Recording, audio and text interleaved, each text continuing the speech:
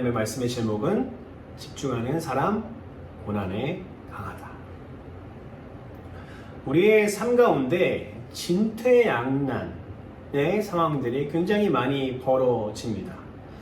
이런 일이 많이 벌어지지 않는 사람들의 삶이 저는 가장 큰 축복받은 삶이라고 생각해요.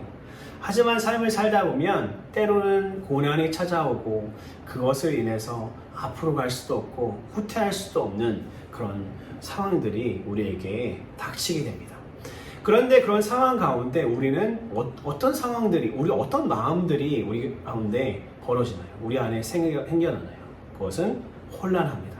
두렵습니다.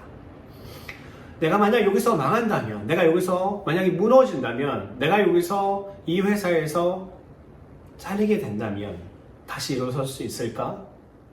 이 고난 가운데 내가 무너진다면 다시 내가 재기할 수 있을까? 두려움이 엄습하게 됩니다. 인생에는 나쁜 일과 좋은 일이 함께 공존하는데요. 오늘 제자들의 상황은 어땠습니까? 우리가 너무나 잘 아는 말씀이잖아요. 오병이어 그 영광의 순간을 맛본 제자들입니다. 그 오병이어의 사건 바로 이후에 오늘 사건이 나오는데요. 우리 예수님 대단하지 않아? 라고 하면서 그 제자들이 이야기하는 것입니다. 아니, 병자들을 치료하고 귀신을 쫓아내고 이런 일들은 역사 속에 있었는데, 아니 음식을 물고기 2마리와 보리떡 5개로 음식을 5,000명, 10,000명, 20,000명을 먹여내시는 이런 사건이 있었나? 엘리사가 했었나? 엘리야가 했었나? 아니 이런 사건에 대해 들어본 적이 없어. 역시 우리 선생님 대단하시다니까. 아니 우리는 동국정은 할 필요도 없을 것 같아. 예수님의 가르침을 잘 받으면서 예수님이 배고프면 음식도 만들어내시고 또 우리가 추우면 어쩌면 집도 만들어내실 수 있지 않을까? 라며 행복해 하고 있었습니다. 그들은 예수님의 지시대로 오병이어 사건이 끝난 바로 직후에 예수님께서는 사람들을 급하게 해산시키면서 예수님의 제자들도 벳세다라고 하는 갈릴리 반대쪽으로 배를 태워서 보내십니다. 배에 오른 예수님의 제자들은 오늘 일어난 일들이 너무나 신나서 그 영담을 배에 함께 올랐을지 모르는 혹은 뱃사공에게 그 이야기들을 말합니다. 그 이야기들을 기분 좋게 말하는데 기분 좋은 바람이 살랑살랑 불어옵니다. 순풍에 돛단 배처럼 그렇게 좋은 바람은 배를 갈릴리 바다 중앙으로 잘 밀어내줍니다. 그런데요, 하나님의 축복 같았던 이 바람은요, 점점 거세지고 점점 배를 흔들게 만들고 점점 파도가 치게 됩니다. 그러더니 마태복음 14장 24절 오늘 본문 말씀해 보니까 배가 이미 육지에서 술이나 떨어져서 바람이 거스름으로 영성경에 보니까 이렇게 되어 있더라고요. It against the boat, 그죠? 그 배가 가야 되는 방향을 가지 못하도록 계속 방해하면서 흔들어댄다는 거죠. 물결로 말미암아 고난을 당하더라. 마태복음 14장 말씀을 우리가 쭉 읽어보면 오병이어 사건이 이 오늘 말씀 바로 직전에 나오는데요. 오병이어를 행하신 예수님은 밤이 늦기 전에 모인 수많은 사람들을 집으로 돌려보냈죠. 그리고 예수님의 제자들을 갈릴리 호수 반대쪽으로 보내셨습니다. 그런데요, 마태복음 14장 25절 말씀에 한번 제가 읽어드리겠습니다. 밤 사경에 예수께서 바다 위로 걸어서 제자들에게 오시니. 영어 성경에 보니까 이 사경이란 말을 어떻게 표현하냐면 before dawn 이라고 되어 있습니다. dawn은 새벽이죠. 동트기 직전이라고 기록하는 것입니다. 그러니 예수님의 제자들은 최소한 6시간에서 8시간 정도는 파도와 바람과 씨름했습니다. 죽음의 경계선을 넘나들면서 그렇게 고생 두려웠던 것입니다. 우리가 마가복음에도 이 사건을 동일하게 기록하고 있는데요. 마가복음 6장 48절 말씀 보면 예수님의 제자들이 어떤 상태인지 우리가 볼 수 있습니다.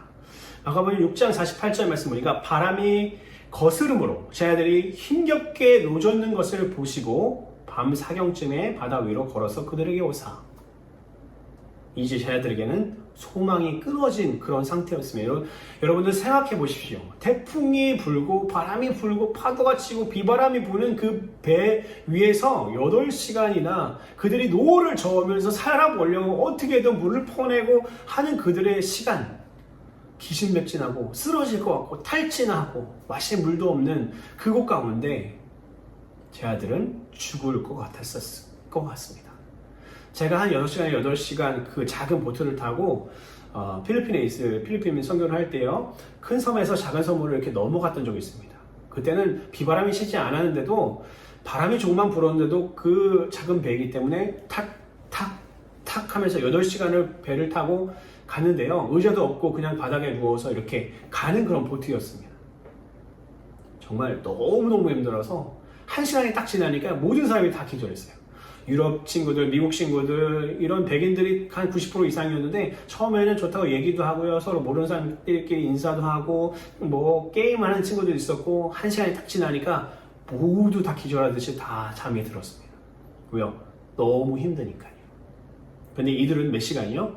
최소한 제가 보기에는 해 질 때를 7, 8시간으로 생각하면 8시간 생각하고 동틀 때가 5시간으로 생각하면 6시간에서 최소 8시간 그들은 죽을 것처럼 고생하고 있었습니다. 적용입니다.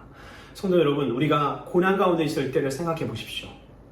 어떻습니까? 그 문제 속에서 발버둥 치지 않습니까? 어떻게든 그것을 해결하기 위해서, 우리는 이 고난을 이기기 위해서 우리는 정말 힘써 노력합니다. 어떻게든 살기 위해서, 어떻게든 그 문제를 해결하기 위해서 노력하고 집중을 하던 우리의 모습이 있지 않습니까? 혹은 그 고난 가운데 있는 성도님들은 지금 그러고 있지 않으십니까?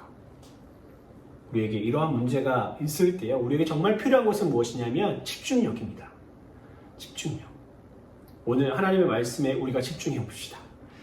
성령님의 감동하심을 통해서 고난 중에 우리를 붙잡아야 할 것, 우리가 붙잡아야 할 것이 무엇인지 깨닫게 하시고, 그리고 그 해답을 찾는 이 시간이 될 수 있을 것입니다.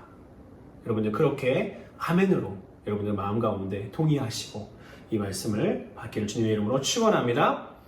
우리가 오늘 말씀을 몇 가지로 나눠서 말씀을 나눌 텐데요. 첫 번째로는 다가오는 예수님입니다. 다가오는 예수님. 문제 속에서 우리는 항상 해답을 찾습니다. 법적인 문제를 우리가 만약에 우리 삶 가운데 맞닥뜨렸다고 해보세요. 그러면 누굴 찾아갑니까? 변호사를 찾아갑니다. 이웃과 싸움이 났어요. 막 주먹다짐하고 막 우리 가족들이 막 그러고 있어요. 그러면은 누굴 찾아가죠? 경찰에게 전화를 빨리 해야죠. 경찰 와달라고 경찰을 찾습니다. 나의 자녀에게 질병이 생겼어요. 너무 다급합니다. 너무 아픈 우리 아이를 어떻게 치료할까요? 의사에게 데려갑니다. 당연한 진리입니다. 왜 이것을 진리라고 표현했냐면은 그 사람들에게는 해답이 있기 때문에 그렇습니다. 그 사람들에게는 뭐가 있어요? 치료할 능력이 있습니다. 해결할 능력이 있다는 거죠. 이 세상에는 문제 앞에 3가지 정도 타입의 사람이 있을 것 같습니다. 첫 번째로는요, 돕고 싶으나 능력이 없는 사람. 아마 대부분의 좋은 마음을 갖고 있는 사람들이 이런 사람일 거라고 생각하면 됩니다. 두 번째로는 돕고 싶고 도울 수 있는 능력도 있는 사람.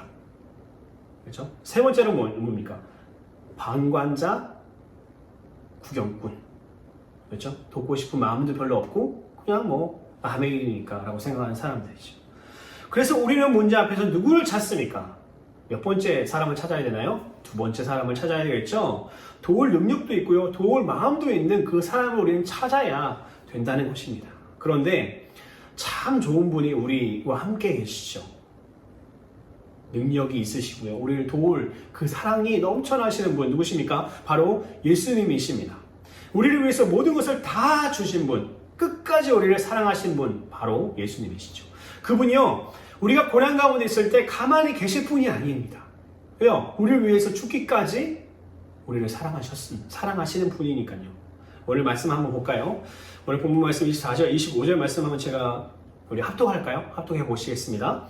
시작. 배가 이미 육지에서 술이나 떠나서 바람이 거슬므로 물결로 말미암아 고난을 당하더라. 밤사경에 예수께서 바다 위로 걸어서 제자에게 오시니. 우리가 처음에 말씀을 시작하면서 진퇴양난의 상황을 이야기했는데 밤새 죽도록 비바람에 녹초가 된 제자들에게 다가오시는 분은 바로 누구입니까? 예수님입니다. 이러한 비바람 속에서 우리는 예수님을 향해 달려갈 수가 없지 않겠습니까? 노질을 안 했습니까? 노질을 열심히 했는데도 예수님께 다가갈 수가 없었습니다. 생각해보세요.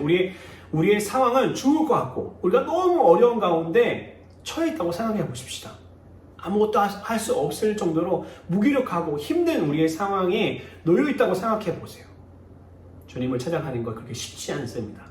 그러나 태풍과 같은 고난 속에서 두렵고 힘들 그때에 나의 소망이 예수님이라는 것을 우리는 우리 마음속으로 품고 그분을 바라야 된다는 것입니다. 그분을 향한 믿음을 가져야 된다는 것입니다.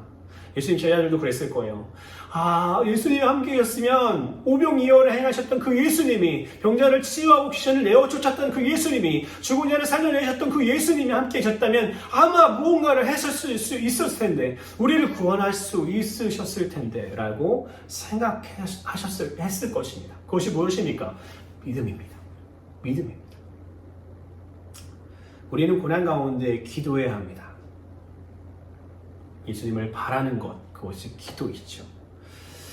예수님을 믿는 사람과 믿지 않는 사람의 차이는 무엇일까요? 바로 예수님을 믿는 믿음, 예수님이 구원자라는 그 믿음, 그리고요, 그 믿음이 있기 때문에 우리는 기도할 수 있는 것이죠. 이 점에서 또 중요하게 생각해 봐야 될 것이 있는데요. 그렇게 들떠있던 예수님의 제자들이 웃고 성공이라는 것, 그렇죠? 자신들이 드러나잖아요. 예수님이 그렇게 위대한 일을 행하시니까요. 예수님의 제자들도 우쭐하잖아요. 성공에 도취되어 있을 때요. 예수님은 무엇을 하고 계셨을까요? 마태복음 14장 23절 한번 볼까요? 합독하시겠습니다. 우리를 보내신 후에 기도하러 따로 산에 올라가시니라. 아멘. 무리를 다 보내시고요. 군중들을 다 보내시고요. 예수님의 제자들도 보트를 태워서 반대쪽으로, 갈릴리 바다 반대쪽으로 보내신 이후에요.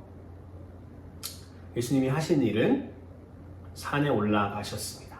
그리고 그곳에서 겸손하게 기도하십니다. 여기서 우리는 예수님과 그 제자들의 차이를 알 수 있습니다. 뭐죠?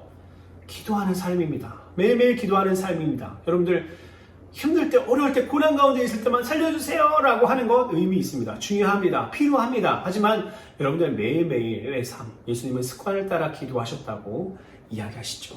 매일매일 하는 기도 생활이 정말 중요하다는 것입니다. 그것이 공짜가 없어요. 하나님 앞에 하는 모든 일에 공짜가 없어. 왜? 하나님은 100% 여러분들 하는 마음의 중심의 모든 생각과 그리고 여러분들의 하는 행동의 모든 것을 달아보시고 그것을 기록하시며 그것을 통해서 하나님께서 상급을 주신다는 것입니다. 기도 응답을 주시는 것입니다. 고난 가운데 여러분들에게 피할 길을 주시는 분이 바로 우리 하나님이시라는 것입니다. 적용입니다. 우리는 예수님처럼 항상 기도해야 문제를 이길 힘을 얻습니다. 습관을 쫓아 기도하셨던 예수님처럼 우리도 매일매일 기도의 삶을 살아야 됩니다. 예수님의 제자들 흥분하고 좋아하고 야 오늘 정말 대단했어 예수님 우리 스승이야 라고 승리에 도취해 있을 때 예수님은 기도의 자리로 나아가셨던 것을 우리는 볼 수 있습니다. 언제나 그랬던 것처럼요. 그러나 여러분들 더 좋은 소식이 있는데요. 그것은 뭐냐면 여러분들이 진짜 하나님의 자녀라면 그냥 교회 나오는 거 말고요. 진짜 하나님의 자녀라면 우리 예수님은 여러분들의 기도의 분량과 상관없이 고난 가운데 있는 당신을 향해 걸어가신다는 겁니다. 고난 가운데 있는 당신을 향해서 걸어가신다는 겁니다.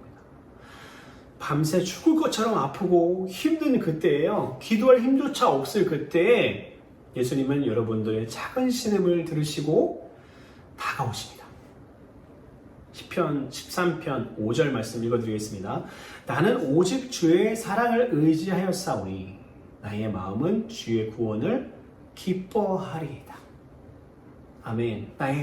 나는 오직 주의 사랑을 의지하였으니 나의 마음은 주의 구원을 기뻐하리이다. 그 파도와 비바람 우리 배를 넘어뜨리려고 할 그때에 우리에게 다가오시는 예수님을 우리는 바라봐야 합니다. 그리고 불러야 한다는 것입니다. 우리가 고난 가운데 있을 때요, 여전히 우리 예수님이 우리를 향해서 다가오십니다. 도와주시려고요. 로마서 5장 8절 말씀 보니까요, 우리가 아직 죄인 됐을 때에 그리스도께서 우리를 위하여 죽으심으로 하나님께서 우리에 대한 자기 사랑을 확증하셨느니라. 이게 무슨 말씀입니까? 우리가 지옥에 갈 수밖에 없는 그런 상황, 죄인의 괴수였던 그 상황에서도요, 예수님께서 우리에게 뚜벅뚜벅 계속 걸어오셨습니다. 이 지구, 이 땅 가운데 육신의 몸을 입고 오셨고요. 그리고 우리를 위해서 공생의 삶을 사시고 십자가를 향해 뚜벅뚜벅 걸어가 나가셨다는 것입니다. 우리가 힘들고 어려운 그 고난의 때, 우리가 예수님을 위해서 열심히 살 그때가 아니어도요, 오늘 말씀 보니까 뭐라고 했습니까? 로마서 5장 8절 말씀이에요.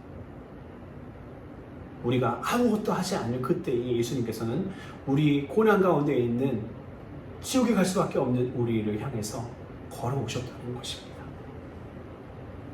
예수님이 그렇게 싫어하고 미워하는 죄인 우리를 위해서 예수님이 걸어오셨죠.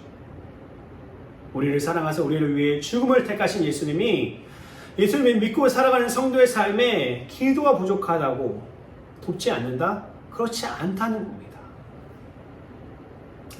예수님은 우리의 아버지이시고 사랑의 결정이십니다.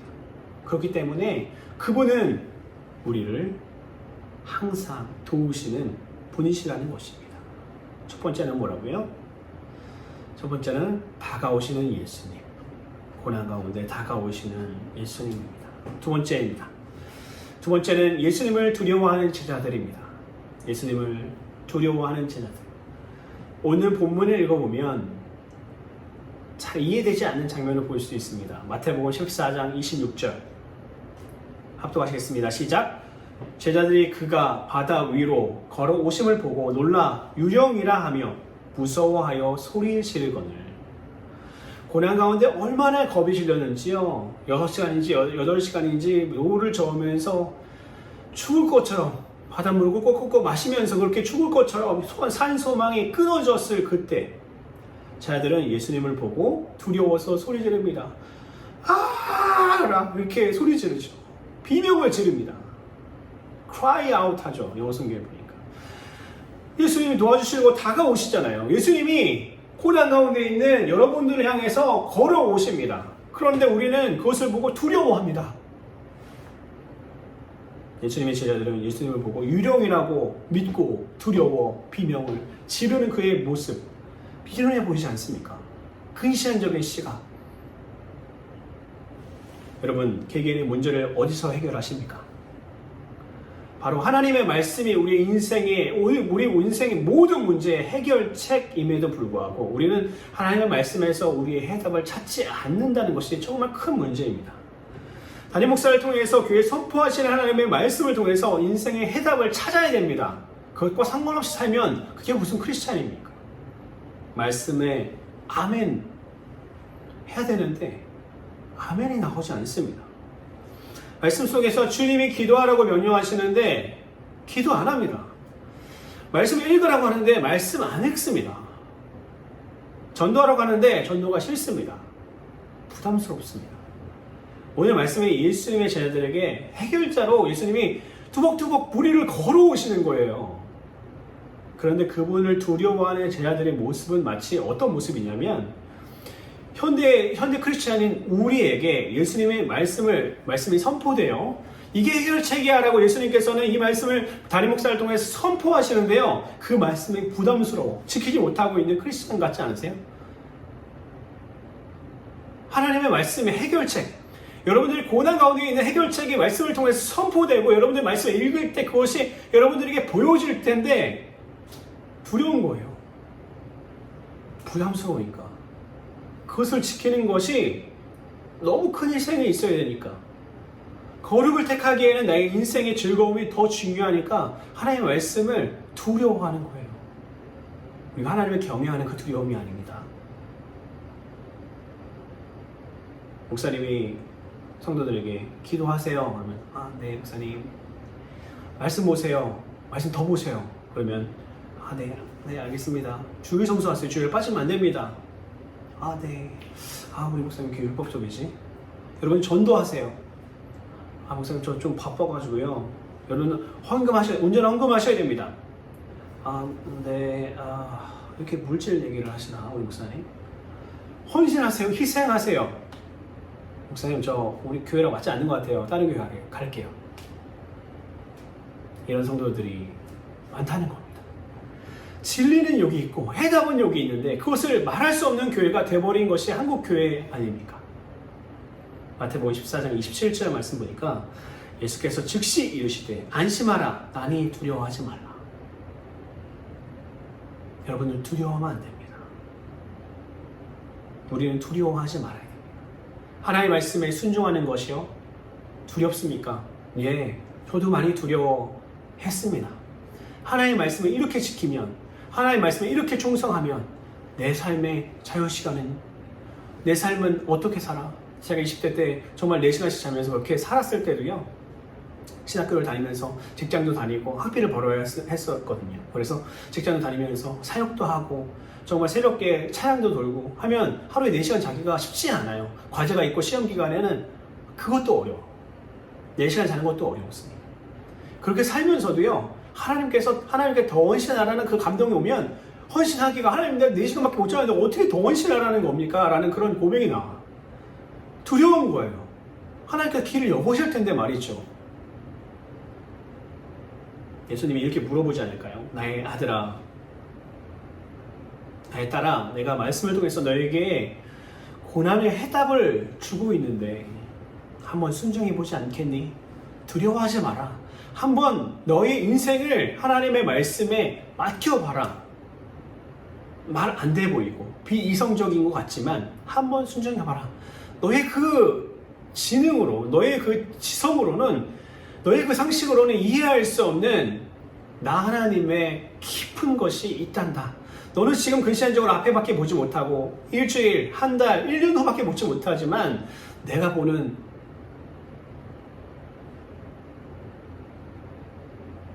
비전은 10년, 100년, 1000년 그 끝을 보는 것이 나란다 라고 하시면서 하나님 말씀을 따르라고, 두려워하지 말라고, 순종하라고 하나님께서 말씀하십니다. 오늘 예수님은 어떤 모습으로 다가오십니까? 하나님의 말씀으로 다가오죠. 오늘 이 시간에 하나님의 말씀이 저에게도 선포되고요, 우리 성도님들에게도 선포되지요. 이것이 제 이야기가 아니니까요. 하나님의 말씀으로 다가오시죠. 예수님이 다가오시는 것처럼요. 근데 우리는 그것을 보면서 비명 지르는 성도들이 얼마나 많습니까? 두려워하는 성도들이 얼마나 많습니까? 그것이 해답인데, 그것이 해결책인데 그것을 알아보지 못하는 것이죠. 순종을 통해서 해결점을 주시는데 우리는 두렵습니다. 예수님께서 우리에게 무엇을 물어보시든 우리 위해서 생명을 주신 그 예수님을 향해서 우리는 아멘 해야 되는 크리스천이 되어야 되는데 우리는 그렇지 못한 우리의 모습 회개해야 될 줄 믿습니다. 세 번째, 예수님께 집중해야 됩니다. 28절 말씀 보니까, 28절 이후 말씀 보니까 신비한 행동을 하는 베드로를 볼 수 있습니다. 저는 이런 행동을 하는 베드로가 너무 위대하다고 생각하는데, 마태복음 14장 28절 29절 말씀 한번 우리가 합독해 볼까요? 시작. 베드로가 대답하여 이르되 주여 만일 주님이시거든 나를 명하사 물 위로 오라 하소서 하니, 오라 하시니 베드로가 배에서 내려 물 위로 걸어서 예수께로 가되. 놀랍지 않습니까? 우리는 고난 가운데 하나님의 말씀에 순종합니다. 어떻게 보면 1단계를 넘어섰습니다. 아까 두 번째 주제처럼 사람들은 그것을 두려워하여서 순종하지 못합니다. 하지만 어떤 사람들은요, 그것을 두렵고 어려워 보이는 일이지만 그렇지만 순종해 나가는 신앙인들이 분명히 있다는 것입니다. 하나님의 말씀이 목사를 통해서 선포되면요, 아멘하는 성도들이 있습니다. 예수님께 오라. 예수님께서 오라. 바다에 너의 발을 내딛고 나에게 걸어오라 라고 하면 순종하는 사람들이 있다는 것입니다. 30절 말씀처럼 바람을 보고 파도를 봐도 그 사람들을 걸어 나가는 사람들이 분명히 있습니다. 그런데요, 그 시작은 아름다운 순종이었고 시작은 아름다운 충성, 위대한 충성이었지만 그 길을 가다 보면 바람과 파도 때문에 물에 빠져버리는 사람들이 많습니다. 베드로처럼요. 나의 주변 사람들이 나에게 객관적인 이야기를 해줘요. 크리스찬임에도 불구하고 야, 너 그 좋은 삶을 살아야지. 야, 네 인생도 행복해야지. 야, 뭐 하나님을 위해서 그렇게만 뭐 죽도록 살면은 그게 정답이냐? 정답이 아니야. 너의 균형 있는 삶을 사는 것이 하나님께서도 기뻐하시는 삶이야 라는 온통 거짓된 말을 통해서 우리의 충성을, 그 충성이 빗바라게 한다는 것이죠. 전문가의 소견, 불신자들 전문가의 소견에 의하면 이게 맞는 인생이야 라고 이야기합니다. 내가 생각해도 무모한 순종이라는 생각이 들어올 때, 그때 우리는 물속에 빠지게 됩니다. 성도 여러분, 여러분의 믿음의 걸음이 있지 않습니까? 여러분들 전도서 상자들 위해서 이름 적어놓고 기도하고 계시잖아요. 우리가 기도하고 있지 않습니까? 매일매일 기도의 삶을 살기 위해서 노력하지 않습니까? 주변 사람들에게 예수 그리스도의 향기를 전하기 위해서 잘 살기를 원하지 않습니까? 여러분들이 물질을 구하는 이유도 여러분들이 잘 먹고 잘 살기 위해서가 아니라 내가 전도하기 위해서, 사역하기 위해서, 그 물질을 내가 쓰기 위해서, 하나님의 나라를 위해서 쌓기 위해서, 그 사랑에 보답하기 위해서 달라는 것 아닙니까? 하지만 그것을 방해하는 사단이요, 자꾸만 문제를 보게 합니다. 나 앞에 문제가 있음에도 불구하고요, 우리는 하나님 앞에 순종하며 충성하며 나가야 되는데 사단은요, 자꾸만 파도를 보게 한다는 거죠. 비바람을 보게 한다는 거예요. 지금 기진맥진한 7, 8시간 동안 기진맥진한 노를 줬다 죽을 것 같은 나의 상황을 보게 한다는 겁니다. 내가 지금 기도하고 있을 때냐? 사단이 얘기하는 거예요. 네가 지금 기도하고 있을 때냐? 바쁜데 일을 해야지. 일 처리를 해야지. 네가 지금 전도하고 돌아다닐 때냐?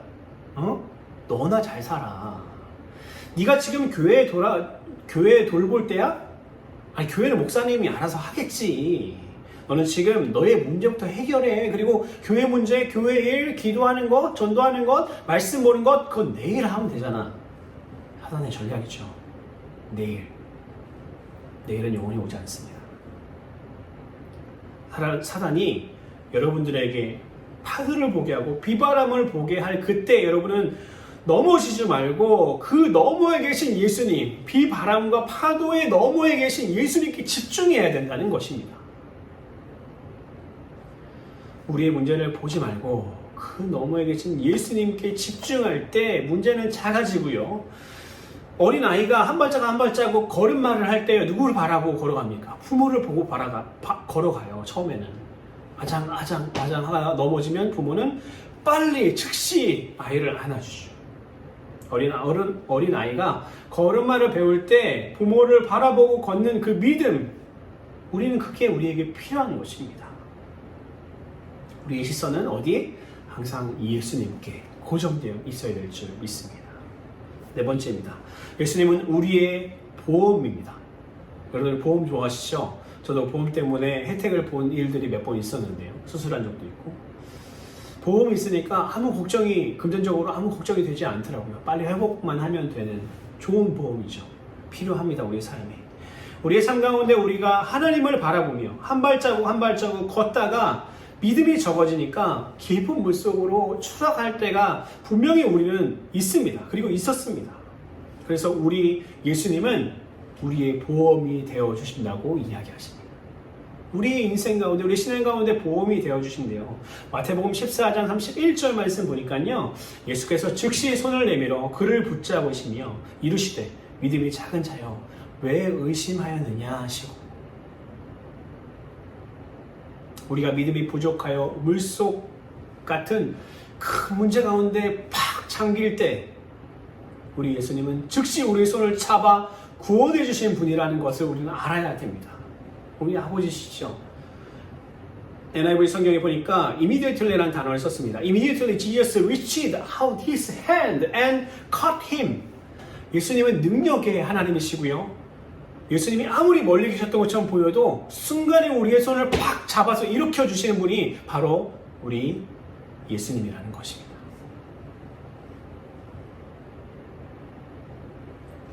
예수님은 immediately 우리를 구원해 내시는 분입니다. 민수기 11장 23절 말씀 한번 볼까요? 자, 읽어드리겠습니다. 여호와께서 모세에게 이르시되 여호와의 손이 짧으냐? 내가 이제 내 말이 내게 응하는 여부를 보리라. 내 능력을 네가 보게 될 것이다 라고 이야기하십니다. 하나님께서는 전지전능하신 분이시라는 것이죠. 그분은 언제나 여러분들이 물속에 빠졌을 때 건져내시는 하나님이시라는 것입니다. 물에 빠졌을 때 물에 빠졌는데 예수님께서 이러실까요? 너 평소에 기도했니? 전도했니? 그러니까 너 믿음이 있어야지. 믿음이 있어야 건져주지. 응? 이렇게 말씀하실까요?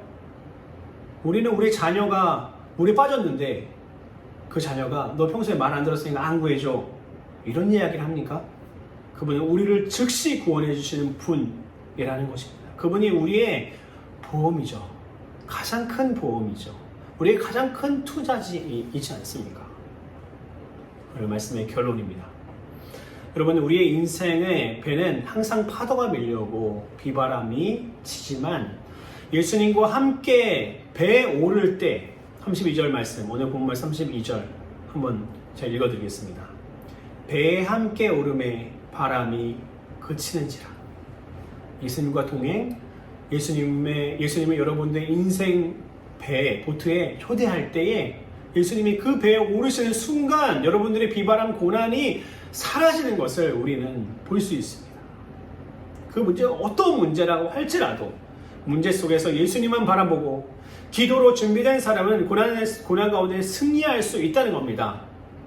혹 기도가 준비되지 않았을지라도 하나님의 진짜 자녀라면 우리를 외면하지 않으신다는 것이 또 중요한 사실입니다.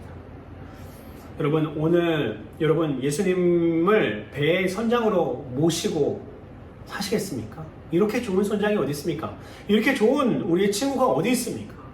그분께 영광을 돌리며 사시겠습니까? 그분이 여러분들의 주인으로 모셔드리고 사시겠습니까? 만약 여러분들이 그렇게 결심하셨다면 여러분들은 분명 문제를 이길 수 있는 힘을 얻으신 것입니다. 오늘 말씀의 가장 마지막에 중요한 포인트 하나를 나누기를 원합니다. 22절 말씀, 오늘 이 사건의 첫 구절인데요. 아주 중요합니다. 우리 합독할까요? 한번 읽어보겠습니다. 시작! 예수께서 즉시 저희들을 재촉하사 자기가 무리를 보내는 동안에 배를 타고 앞서 건너편으로 가게 하시고, 오늘 이 사건을 시작하시며 예수께서는 어떻게 하셨습니까? 22절 말씀 보니까 예수께서 즉시 제자들을 재촉하사 무리를 보내는 동안 배를 타고 앞서 건너편으로 가게 하셨대요. 재촉해서 야 너희들 빨리 가라, 배를 타고 빨리 가라라고 밀어내시는 예수님의 모습을 볼 수 있습니다. 이 말을 정리하자면요, 이 죽을 것만큼 힘들었던 이 힘든 고난 가운데 자녀들을 밀어 넣으신 분이 바로 누구라고요? 예수님이라는 것이요. 어떻습니까? 이 이야기를 들으니까 예수님과 가까이 하면 안 되겠다. 예수님 정말 좋은 분인 줄 알았더니 그게 아니었구나. 이렇게 생각되십니까? 아니요. 인생을 살다 보면 고난이 항상 곳곳에 배치되어 있습니다. 그런데요, 그 고난이 만약에 예수님께서 나에게 주신 거라고 하면 너무나 가벼워질 것 같아요. 그 사랑이 많으신 우리 예수님께서 나를 이 고난 가운데 밀어넣으셨으면 분명히 이유가 있을 거야. 우리 수요 예배 때 드렸던 그 예화 있지 않습니까? 기억하십니까? 정말 재벌 아버지가 있고 내가 그 계열사를 맡아서 하는 사장인데 내가 이 문제를 해결할 수가 없는 상황인데 아버지가 네가 혼자 알아서 해라. 부도나든 말든 네가 알아서 해라 라고 했던 그 이야기. 근데 알고 보니까 그것은 아버지의 테스트였던 거죠. 여러분들, 우리 하나님께서는 절대 우리를 버리지 않는 분이시고 우리 예수님께서는 항상 우리를 지켜보시고 언제든지 우리를 구원하시려고 우리에게 손을 뻗는 분이시라는 것입니다. 그 하나님께서, 그 예수님께서 우리를 배 고난 가운데 밀어 넣으셨다면 우리가 그 안에 깨달아야 될 것, 훈련받아야 될 것, 그리고 더 좋은 미래, 더 좋은 세상을 위해서, 더 좋은 곳을 위해서 우리가 해야 될 것, 경험해야 될 것이 분명히 있다는 것을 우리는 알아야 합니다. 그럼 그 안에서 우리는 어떻게 됩니까? 최선을 다해서 하나님께 매어 달리고 예수님을 부르고 도움을 부르고 하나님의 말씀을 우리가 들음으로 아멘하고 그 안에서 우리가 해답을 찾아내야 된다는 것이죠. 그럼 분명 우리에게 피할 길과 또 해결책을 주실 우리 하나님이심을, 우리 예수님을 임을 믿습니다.